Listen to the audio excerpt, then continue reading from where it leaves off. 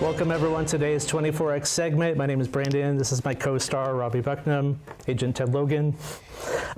Today, folks, we're going to be talking about 24X, the motion picture, but I just want to explain that since it's just literally been wrapped in its principal photography, it's still in editing, so we're kind of embargoed. We can talk about just sort of the beginning of the movie. That's where we can talk about basically the introductory segments. So let me start here.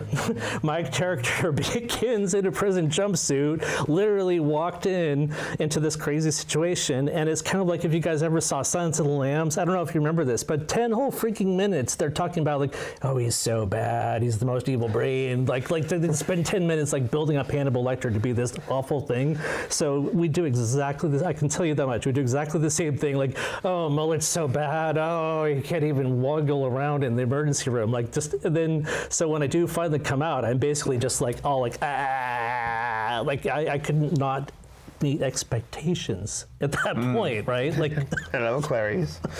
So the only thing I can tell you is, as far as like a funny little haha moment, is like we kind of start like this, and then dun, dun, dun, dun, dun, dun, dun, and then somehow, bam. But yeah, a little more cleaned up.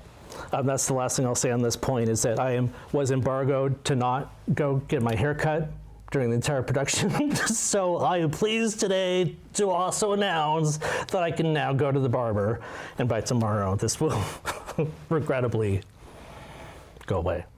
24X, you played, we're not even joking, folks, Agent Ted Theodore Logan. Oh, yeah. Like you really, really do. Like, yeah. So when I decided to go all in, I was like, oh, you'll go down this road with me. Like, did you get it immediately when you read it or looked at it?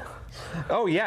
I knew that's what you wanted to go, you know, with the other guy as well. Now, what was it like since we did it as green screen for you? Like, I know for me, like, I'm kind of comfortable in the green screen space, but was this strange for you? Kind of everything's make-believe. Yeah, this is new, but I'm getting to, like third time here. Yes.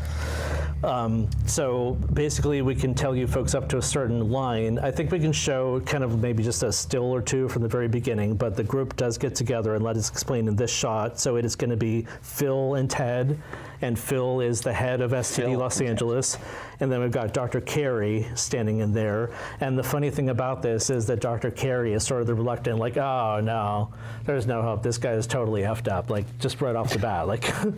But this Phil is the corporate, like, results, like must do something. So get it done. All we can tell you is they go for desperate measures to sort of get Mullet. But everything 24 that you guys loved, all the shocking moments where like something happens and then they turn a corner and it's like, ah, ta-da! Like we went for some of that kind of angle to keep with the tradition.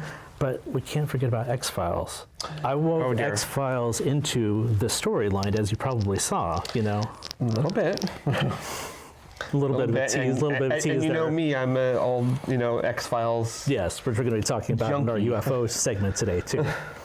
But the great thing about that is I'm sure that you might have even seen little pieces of the tapestry. I don't know how much 24 you saw, but when I look at what we shot, I see so much.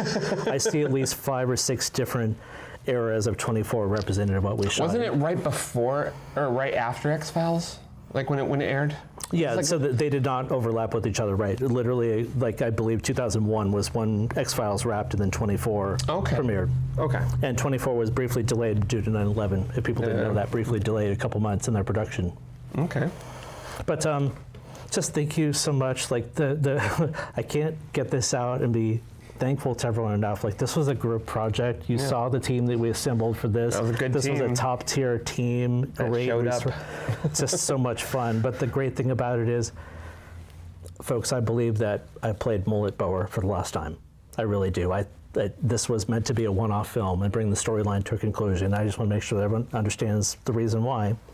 11 years ago, 24, which went off the air in 2010, it had a series finale, came back for a 12-episode miniseries, and they're like, yeah, no, let's give Jack Bauer a better ending. Yeah, not so much, Fox. Just to give you a spoiler alert, basically Jack Bauer has to sacrifice himself to be a captive to the Russians in order to save Chloe's life, and so the damn thing ends with him getting on a helicopter to presumably be tortured or killed for the rest of his life. And it is now 11 years later, and we're only now hearing murmurings from the actual Fox 24 Apparently, Kiefer Sutherland says he has been shown a script. I saw that, yeah. The showrunners have to go to Disney because they're now the parent company. They are. And so they have to run a proposed, 24 series now, like 25 years later after the original. Yeah. So I don't know, like everything's a financial decision now, but do you have any thoughts on whether or not they give it even another 12 episode run at that? I know when they brought X-Files back, which, again, Disney. Yes, it was. There was a limited event series, and then they brought it back again and called it, season 11. But those were like limited as well, like a handful of episodes. Yes. So they can do. That's probably what it'll be. I don't think it's going to be. And I think if seasons aren't like 24 episodes anymore. And if they want to tell a story arc that gives their primary character Jack Bauer a different closure, they have 12 episodes to get there. 12? Okay. But I got to be honest with you. You think 12? I hate you guys. I hate to be so direct and morose. They will just have to kill him. They will really have to kill Jack Bauer because they've done everything from like leaving him in the Chinese for torture, leaving him in the Russians for torture, like leaving him to run from the U.S. government as a terrorist. Like he's at this like end of his story. Like there's nothing else other than something. Oh, so they didn't kill him. I never saw that. If they want to bring it to, I'm just saying, I'm telling you, showrunners, I'll write it for you and then I'll share the Emmy. Okay. We'll be right back. Okay. I want to be Ted again.